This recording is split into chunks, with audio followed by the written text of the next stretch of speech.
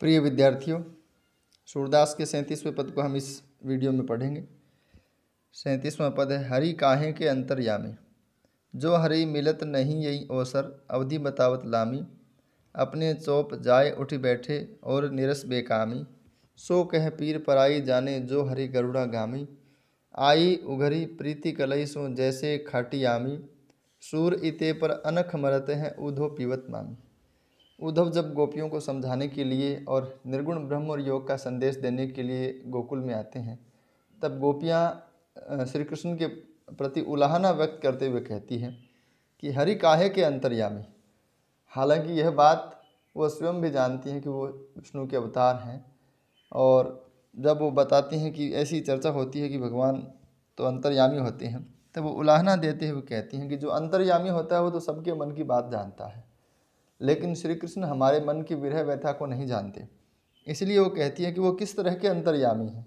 हरि काहे के अंतर्यामी, यह एक उलाहना है जो श्री कृष्ण को दिया जा रहा है। उद्धव को गोपियाँ कह रही हैं हरि काहे के अंतर्यामी, और जो हरि मिलत नहीं यही अवसर, अवधि बतावत लामी, कि जो भगवान श्री कृष्ण हमारे लिए मिलने नहीं आ सकते, हमारे लिए वो यहाँ नहीं आ सकते, और वो अवधि बतावत लामी, लामी का मतलब है लंबी, और जो अवधि है, जो विरह की अवधि है, जो उनका मथुरा में वास करने का जो समय है, वो बढ़ता ही जा रहा है, वो तो वापस आने का नाम भी नहीं ले रहे।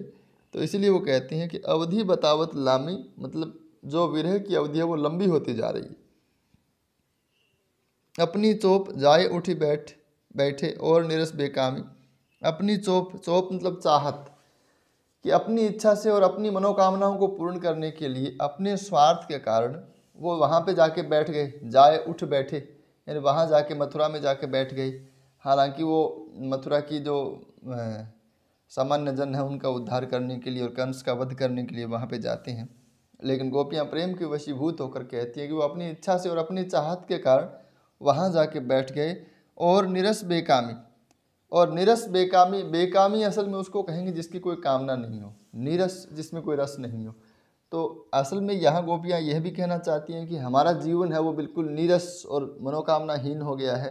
जिसकी कामना थी, जिसकी इच्छा थी, जिसके साथ रहने का सुख हमें चाहिए, वो जब यहाँ पे नहीं है तो हमारे लिए किसी भी प्रकार की कामना नहीं है और हमारे जीवन में किसी भी प्रकार का रस नहीं है।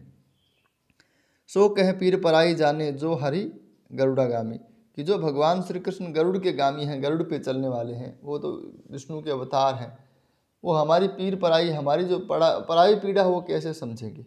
श्री कृष्ण के लिए गोपियों की पीड़ा है वो पराई नहीं है, लेकिन जो उलाहना देता है, जो थोड़ा क्षोभ में होता है, वो इस तरह की बातें करता है कि वो पीर पराई क्यों जानेंगे, क्योंकि उन्हें इस प्रकार की पीड़ा नहीं है जैसी हमें है। जिस प्रकार की विरह की व्यथा हमें है वैसे श्री कृष्ण को नहीं है। इसलिए वो कहती है कि ये उनके लिए तो पीड़ा है वो पराई पीड़ा है।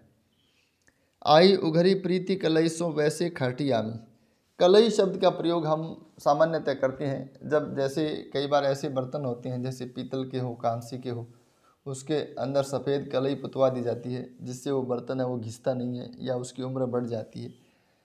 लेकिन जैसे वो ऊपर का रंग उतर जाता है, कई बार चांदी के आभूषण के ऊपर सोने की कलई लगवा दी जाती है, लेकिन जिस दिन वो कलई उतर जाती है उस दिन मालूम पड़ता है कि ये सोने का नहीं है, चांदी का आभूषण है।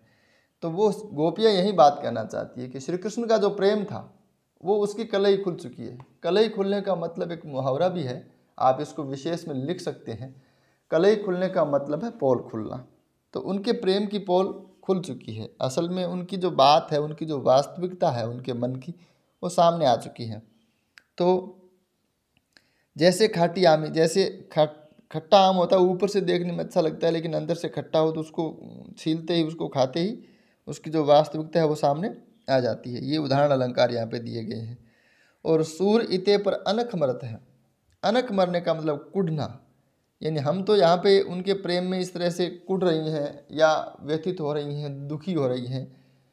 और उधो पीवत मामी, और पीवत मामी यानी मामी पीने का मतलब है कि बात को पी जाना। हालांकि मैंने इस शब्द का प्रयोग व्यवहार में नहीं सुना है, यह केवल शब्दकोश के माध्यम से मैंने जाना है। उधो पीवत मामी है, उधो श्री कृष्ण है वो बात को पी रहे हैं। बात को पीने का मतलब यह होता है कि हम सामने की बात है उससे कोई लेना देना नहीं रखें। गोपियों का जो प्रेम है, गोपियों को जो विरह है, गोपियों को जो विरह से उत्पन्न दुख है, उस दुख से उनको कोई लेना देना नहीं है श्री कृष्ण को, ऐसा भाव गोपियों का है। इसलिए वो कहती है कि हम तो उनके प्रेम में, हम उनके विरह में कुढ़ कुढ़ के मर रही हैं और भगवान श्री कृष्ण वो बात को पी रहे हैं, उन्हें हमारी बात से कोई लेना देना नहीं है।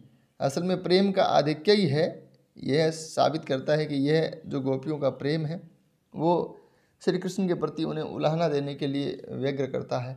और वो उलाहना देते समय ऐसी बातें भी वो उनके बारे में कहती हैं जिसके वो जो आरोप उन पर सिद्ध नहीं किया जा सकते। जैसे वो कहेंगे अंतर्यामी हैं या उनको भी पीड़ा नहीं है, गोपियों से प्रेम उनको भी था, यह बात हमें पूरे सूर सागर में दिखाई देती है। लेकिन जब प्रेम में व्यक्ति उलाहना देता है तो उलाहने में ऐसी बातें कही जाती है। तो इसमें इस वीडियो में इतना ही। आप विशेष के लिए और संदर्भ के लिए आप शुरुआत से वीडियो देखिए और प्लेलिस्ट के हिसाब से देखिए। इस वीडियो में इतना ही, इसके आगे अगले वीडियो में। धन्यवाद।